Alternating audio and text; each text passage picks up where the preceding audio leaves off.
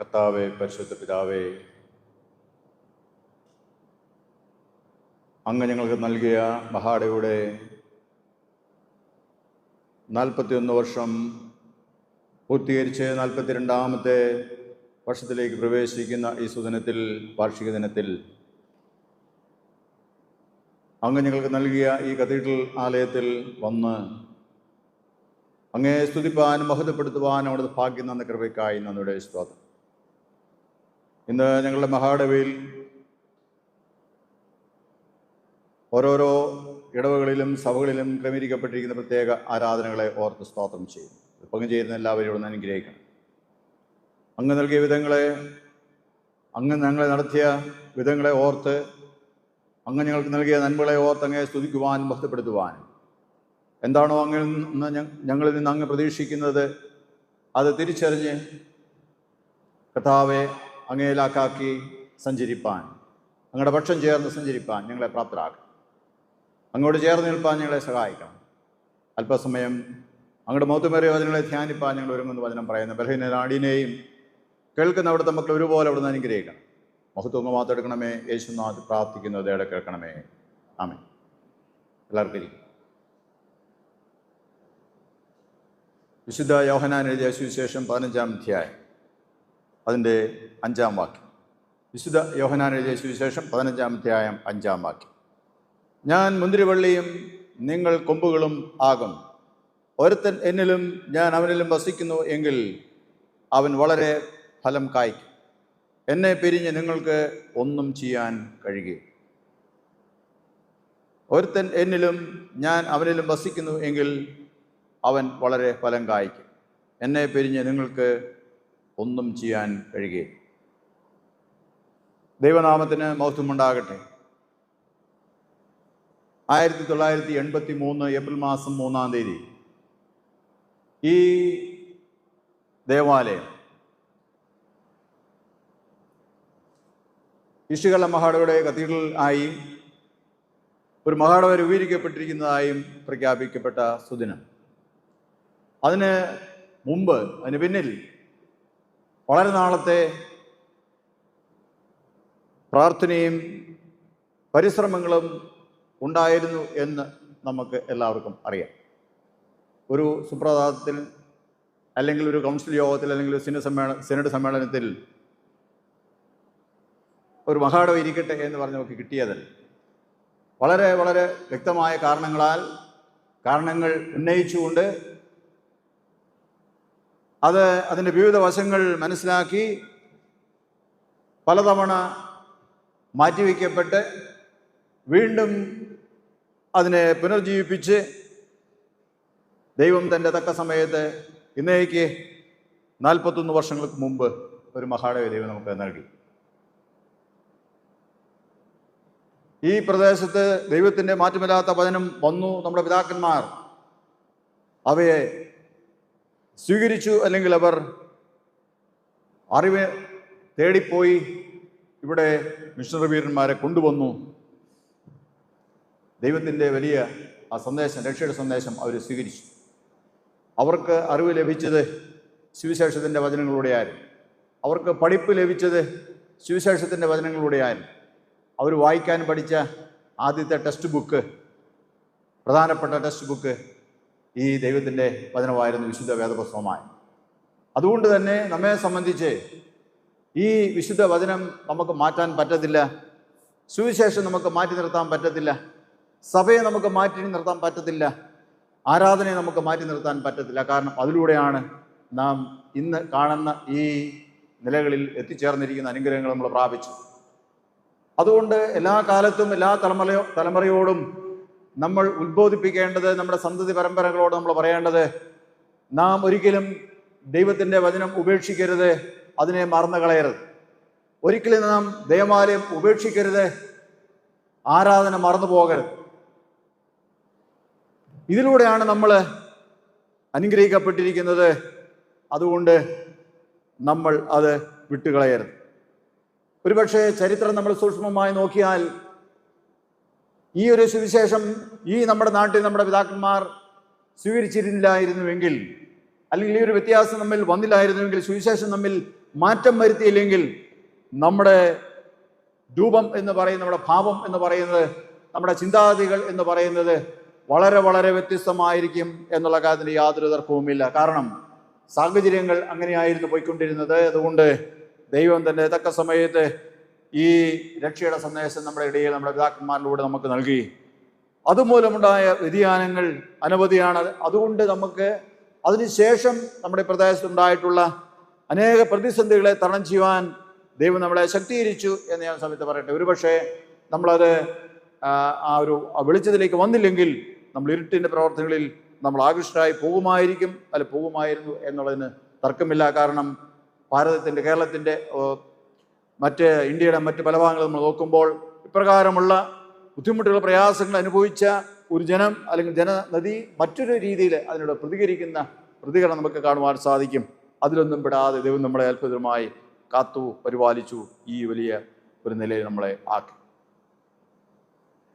40 വർഷം പിന്നിട്ടു, 41 കഴിഞ്ഞു, 42ലേക്ക് 42ാമത്തെ ദിനത്തിൽ നമ്മൾ ആയിരിക്കും.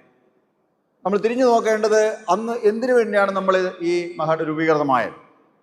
മഹാട് രൂപീകൃതമായത് വളരെ ക്ലിയർ ആയിട്ടുള്ള, വളരെ വ്യക്തമായിട്ടുള്ള 3 ലക്ഷ്യങ്ങളാണ് ഉണ്ടായിരുന്നത്. ഒന്ന് സുവിശേഷീകരണമാണ്, 2 ഇടയപരിപാലനമാണ്, മറ്റ് ഒരെണ്ണം വികസനമാണ്.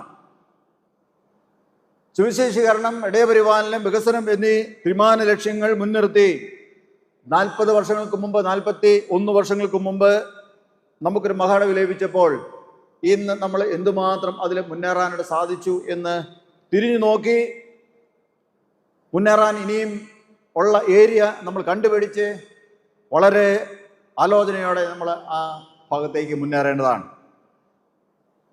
എന്തെല്ലാമാണെങ്കിലും ഏറ്റവും പ്രധാനപ്പെട്ട ഘടകം എന്ന് പറയുന്നത് അത് വേറെ ഒന്നുമല്ല, ദൈവവചനവുമായുള്ള നമ്മുടെ അടുപ്പമാണ്. ദൈവവചനത്തിൽ ഊന്നിയുള്ള വളർച്ചയാണ് സഭ ലക്ഷ്യമിടുന്നത്, ഈശ്വര മഹട ലക്ഷ്യമിടുന്നത് എന്ന് നമ്മൾ മറന്നു പോകരുത്. അതിനുവേണ്ടിയാണ് നമ്മൾ ഒരു മഹടവ് നമ്മൾ വേണം എന്ന് ആവശ്യപ്പെട്ടത്. അല്ലെങ്കിൽ മറ്റേതെങ്കിലും ഒരു സംഘടനയായിട്ട് നമുക്ക് മാറാമായിരുന്നു, അല്ലെങ്കിൽ അങ്ങനെ ഒരു സംഘടനയ്ക്ക് രൂപം കൊടുക്കാമായിരുന്നു.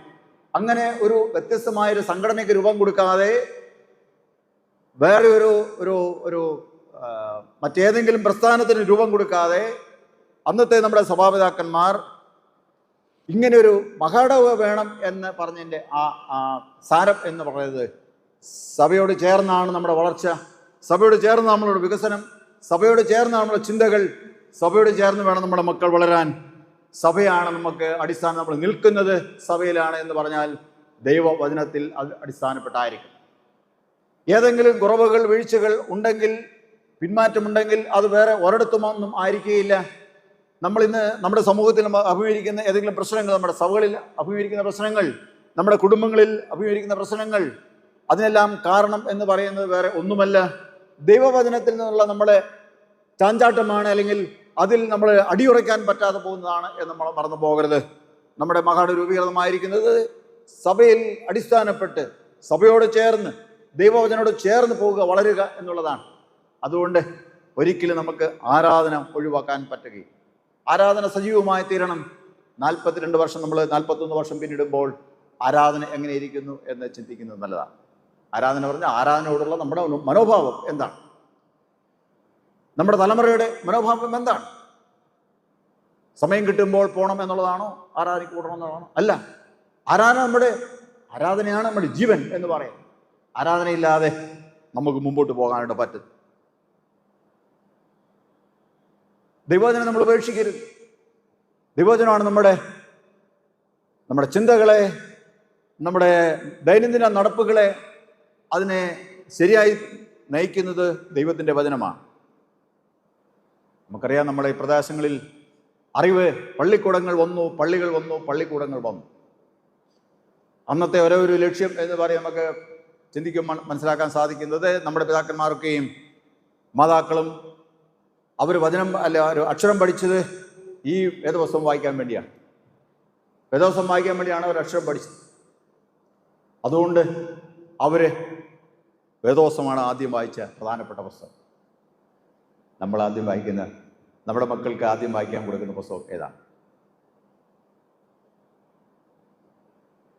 അവരെപ്പോഴും സംസാരിച്ചിരുന്നത് വചനത്തിലൂന്നിയാണ്. കാരണം അവർക്ക് അതേ അറിയാമായിരുന്നു, വേറെ ഒന്നും അറിയത്തില്ല. അതുകൊണ്ട് അവർ സംസാരിക്കുമ്പോൾ അവരുടെ ചിന്തകളും അവരുടെ നിരൂപണങ്ങളും അവരുടെ ഉപദേശങ്ങളെല്ലാം അവർ കേട്ടും അവർ വായിച്ചും മനസ്സിലാക്കിയ ഈ തിരുവചനത്തിൽ അടിസ്ഥാനപ്പെട്ടിരുന്നു. ഇന്ന് നമ്മൾ പലതും വായിക്കുന്നതുകൊണ്ട് നമ്മുടെ ചിന്തകൾ, നമ്മുടെ സംസാര രീതികൾ, നമ്മുടെ നിരൂപണങ്ങൾ എല്ലാം മറ്റു പലതിലും ബേസ് ചെയ്താണ് പോകുന്നത്. ഇതിനെ ബേസ് ചെയ്യുന്നില്ല. അത് ഏറ്റവും വലിയ പരാജയമാണ്, പരാജയത്തിൻ്റെ തുടക്കമാണ്. അത് നമ്മൾ ചെയ്യാൻ പാടില്ല. ഇതായിരിക്കും നമ്മുടെ അടിസ്ഥാനം എന്ന് പറയുന്നത്, ബേസ് എന്ന് പറയുന്നത് ഇതായിരിക്കും. വായിച്ച അടിസ്ഥാന വാക്യത്തിലേക്ക് വരട്ടെ. അവിടെ പറഞ്ഞിരിക്കുന്നത്, യേശു പറഞ്ഞിരിക്കുന്നത് സഭയും അല്ലെങ്കിൽ വിശ്വാസികളും ദൈവവുമായിട്ടുള്ള ബന്ധമാണ്, ക്രിസ്തുവുമായിട്ടുള്ള ബന്ധത്തെക്കുറിച്ചാണ് പറഞ്ഞിരിക്കുന്നത്. അവിടെ പറഞ്ഞിരിക്കുന്നു, ഞാൻ മുന്തിരിവള്ളിയാണ്, നിങ്ങൾ കൊമ്പുകളാണ്. അവിടെയുള്ള യേശുവിൻ്റെ വചനങ്ങൾ ശ്രവിച്ചുകൊണ്ടിരുന്ന ആളുകൾക്ക് വളരെ വളരെ കൃത്യമായിട്ട് മനസ്സിലാക്കാൻ പറ്റുന്ന ഒരു സാദൃശ്യം യേശുവാണ്. മുന്തിരിവള്ളിയും കൃഷിയും ഒക്കെയും അവർക്ക് വളരെ വളരെ സുപരിചിതമാണ്. എങ്ങനെയാണ് ഒരു കൊമ്പും മുന്തിരിവള്ളിയായിട്ടുള്ള ബന്ധത്തെക്കുറിച്ച് അവർക്ക് വേറെ വ്യാഖ്യാനിച്ചു കൊടുക്കേണ്ട കാര്യമില്ലായിരുന്നു. അതുകൊണ്ട് അത് തന്നെ യേശു പറഞ്ഞു, നിങ്ങളുടെ ബന്ധം എന്നിലായിരിക്കണം, എന്നെ കൂടാതെ നിങ്ങൾക്ക് ഒന്നുമേ ചെയ്യാൻ സാധിക്കും. നമുക്ക് നോക്കാം, ക്രിസ്തുവിനെ കൂടാതെയുള്ള ഇവിടെ പറഞ്ഞിരിക്കുന്നത് ഫലം കായ്ക്കും എന്നാണ് പറഞ്ഞിരിക്കുന്നത്. എന്നെ പിരിഞ്ഞ് നിങ്ങൾക്കൊന്നും ചെയ്യാൻ സാധിക്കില്ല. അതിന് മുമ്പ് പറഞ്ഞിരിക്കുന്നത്, എന്നിൽ വസിക്കുന്നു എങ്കിൽ അവൻ വളരെ ഫലം കായ്ക്കും. ഈ കൊമ്പുകൾ പുറപ്പെടുവിക്കുന്ന ഫലം ധാരാളം ഫലം കായ്ക്കുന്നു. തീർച്ചയായിട്ടും ആ കൊമ്പ് മുന്തിരിവള്ളിയിൽ വസിച്ചിരിക്കുന്നത് കൊണ്ട് മുന്തിരിവള്ളിയുടെ ഫലം തന്നെയായിരിക്കും, അല്ലെങ്കിൽ അതിൻ്റെ സ്വഭാവം തന്നെയായിരിക്കും അതിൻ്റെ ഫലത്തിനും ഉള്ളത്. മുന്തിരിവള്ളിയുടെ സ്വഭാവമുള്ള ഫലങ്ങളായിരിക്കും കൊമ്പുകൾ പുറപ്പെടുവിക്കും. അല്ലാതെ പറ്റത്തില്ല. കാരണം അത് ഈ മുന്തിരിവള്ളിയിലാണ് അത് വസിക്കുന്നത്, അല്ലെങ്കിൽ അതിൻ്റെ കൊമ്പുകളാണ്. അങ്ങനെയാണെങ്കിൽ ഈ മുന്തിരിവള്ളിയിൽ വസിച്ചിട്ടില്ലെങ്കിൽ, നമ്മൾ അങ്ങനെ ഒരു കൊമ്പുകളാണെങ്കിൽ നമ്മൾ എന്ത് ഫലമായിരിക്കും പുറപ്പെടുവിക്കുന്നത്? നമ്മൾ ചിന്തിക്കണം. ഗലാത്യ ലേഖനത്തിൽ അത് വളരെ സവിസ്തരം പറഞ്ഞു, വളരെ സുപരിചിതമായിരിക്കുന്ന വചനങ്ങളാണ് അവിടെ പറഞ്ഞിരിക്കുന്നത്. ആത്മാവിൻ്റെ ഫലമോ 5:22 ആത്മാവിൻ്റെ ഫലമോ സ്നേഹം, സന്തോഷം, സമാധാനം, ദീർഘക്ഷമ, ദയ, പരോപകാരം, വിശ്വസ്തത, സൗമ്യത, ഇന്ദ്രിയജയം. മുന്തിരിവള്ളിയിൽ വസിക്കുന്ന കൊമ്പുകളിൽ നിന്ന് പുറപ്പെടുന്ന ഫലങ്ങൾ ആത്മാവിൻ്റെ ഫലങ്ങൾ എന്ന് അപ്പോസ്തലൻ ഇവിടെ പറഞ്ഞിരിക്കുന്നു. അത് സ്നേഹമാണ്, സന്തോഷമാണ്, സമാധാനമാണ്, ദീർഘക്ഷമയാണ്, ദയയാണ്, പരോപകാരമാണ്, വിശ്വസ്തയാണ്, സൗമ്യതയാണ്, ആത്യന്തികമായി ഇന്ദ്രിയജയമാണ്. ആത്മാവിൻ്റെ ഫലം അല്ലെങ്കിൽ എന്താണ് അതിനെക്കുറിച്ച് പറഞ്ഞിരിക്കുന്നത്? ജഡാഭിലാഷമാണ് ജഡത്തിൻ്റെ ഫലങ്ങൾ എന്നാണ് അതിനെക്കുറിച്ച് പറഞ്ഞിരിക്കുന്നത്. ജഡത്തിൻ്റെ ഫലങ്ങൾ എന്ന് പറയുന്നത് അത് ദുർനടപ്പാണ്, അശുദ്ധിയാണ്, ദുഷ്കാമമാണ്, വിഗ്രഹാരാധനയാണ്, ആഭിചാരമാണ്, പക, പിണക്കം, ജാരസംഘ, ക്രോധം, ശാഠ്യം, ദ്വന്ദ്വപക്ഷം, ഭിന്നത, അസൂയ, മദ്യപാനം, ബെരുക്കൂത്ത്. അതാണ് മുന്തിരിവള്ളിയിൽ വസിക്കാത്ത കൊമ്പുകൾ പുറപ്പെടുവിക്കുന്ന ഫലം.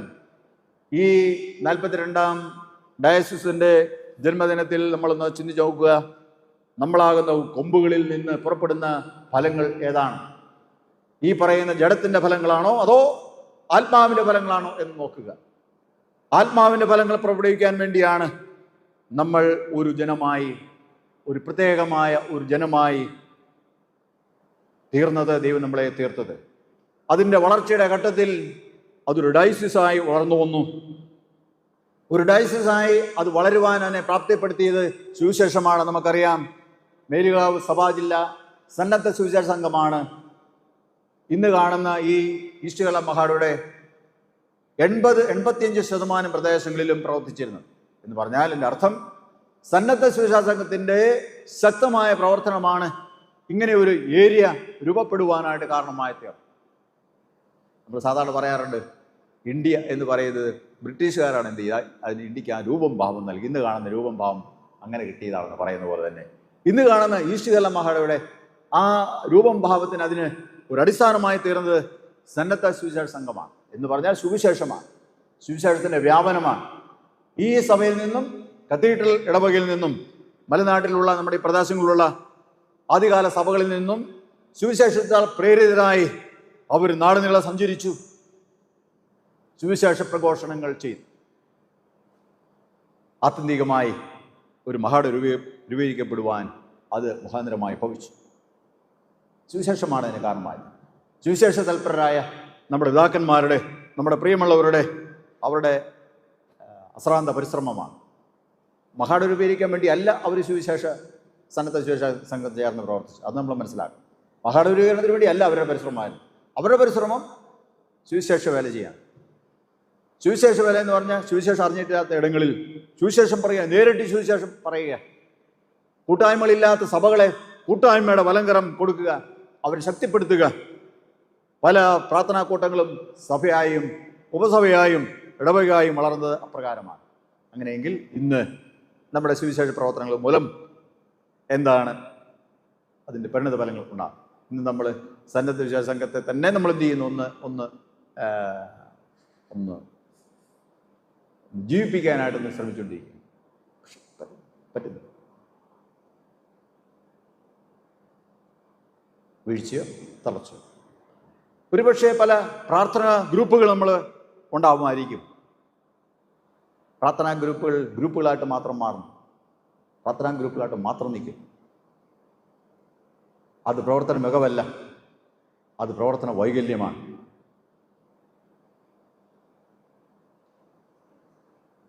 സംഘടനകൾ അതിൽ തന്നെ ഒതുങ്ങിപ്പോകുന്നു. അത് പ്രവർത്തന വൈകല്യമാണ്, വളർച്ചയല്ല, തളർച്ചയാണ്. അതിലൂടെ ഒരു വളർച്ച നമുക്കുണ്ടാകുന്നില്ലെങ്കിൽ, അതിൽ നമുക്ക് ആൾക്കാരെ ഉൾപ്പെടുത്താൻ പറ്റുന്നില്ലെങ്കിൽ,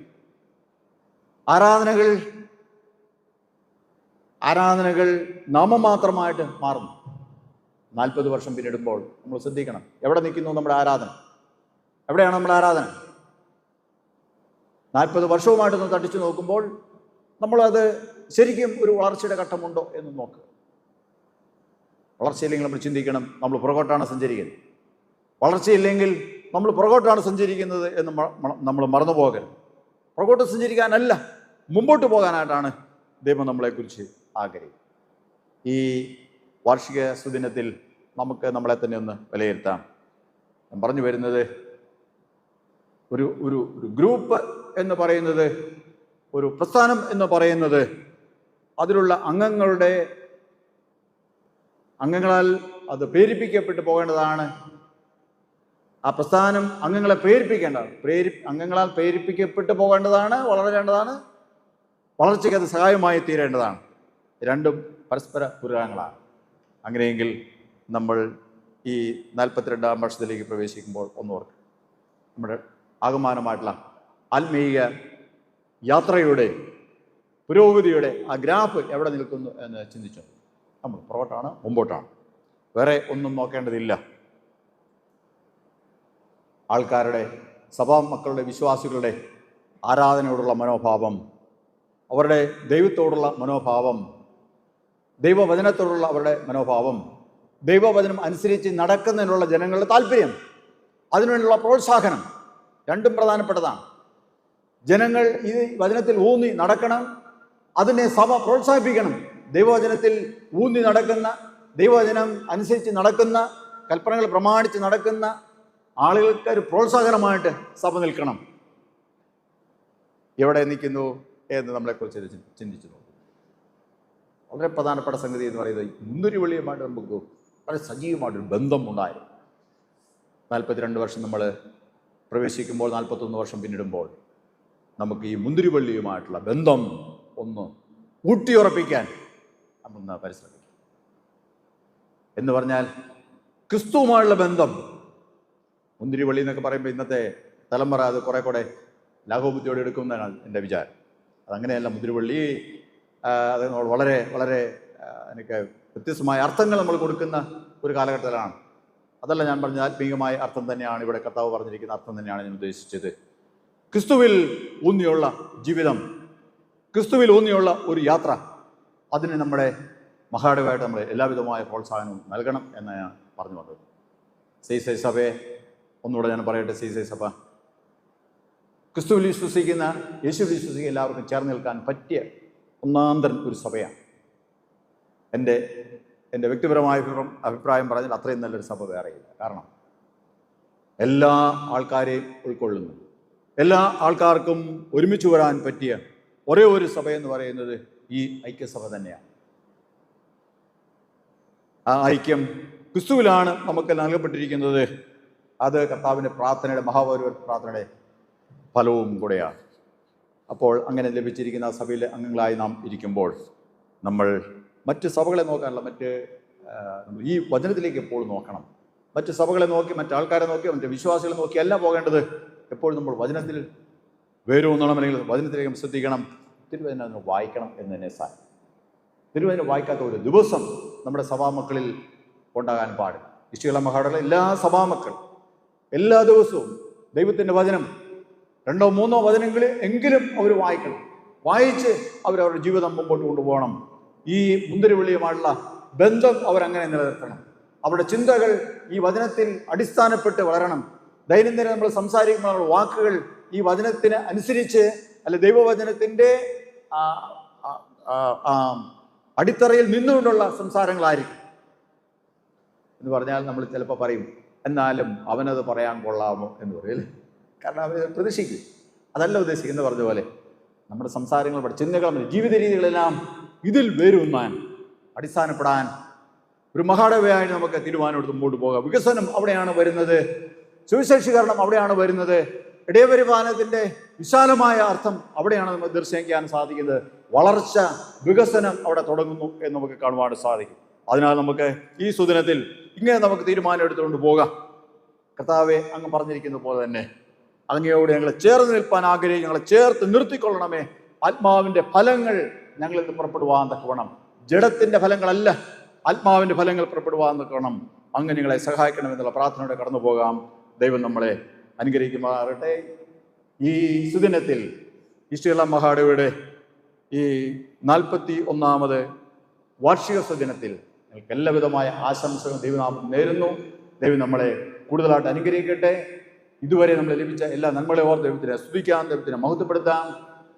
ഇതുവരെയും സഭയ്ക്ക് വേണ്ടി ഒരു മഹാടകന് നിങ്ങൾ പ്രാർത്ഥിച്ചു. തുടർന്നും വളരെ ശക്തമായി പ്രാർത്ഥിക്കുക. വേറെ ഒന്നിനും വേണ്ടിയല്ല. ദൈവവചനത്തിൽ അടിസ്ഥാനപ്പെട്ട ഒരു സമൂഹമായി ഇഷ്ടിക കേരള മഹാടവ നിൽക്കുവാൻ, CSI ഇഷ്ടിക കേരള മഹാടവ നിലനിൽക്കുവാൻ തക്കവണ്ണം, സുവിശേഷീകരണത്തിൽ പ്രാധാന്യം കൊടുക്കുവാൻ തക്കവണ്ണം, ഇടയപരിപാലനത്തിൻ്റെ അതിന് വിശാലമായ അർത്ഥത്തിൽ ശുശ്രൂഷ ചെയ്യുവാൻ ഞങ്ങൾ പ്രാപ്തരാകുന്നതിന് വേണ്ടി, അതിലൂന്നിയൊരു വികസനം ലഭിക്കുന്നതിന് വേണ്ടി നമുക്ക് പ്രാർത്ഥിക്കാം. ദൈവം നമ്മളെല്ലാവരും ഒരുപോലെ അനുഗ്രഹിക്കുമാറാകട്ടെ. ഇപ്പോൾ പിതാവായ ദൈവത്തിനും പുത്രനായ ദൈവത്തിനും പരിശുദ്ധാത്മാവായ ദൈവത്തിനും സകല ബഹുമാനവും കലാവസാനം കൂടെ ഉണ്ടായിരിക്കുമാറാകട്ടെ.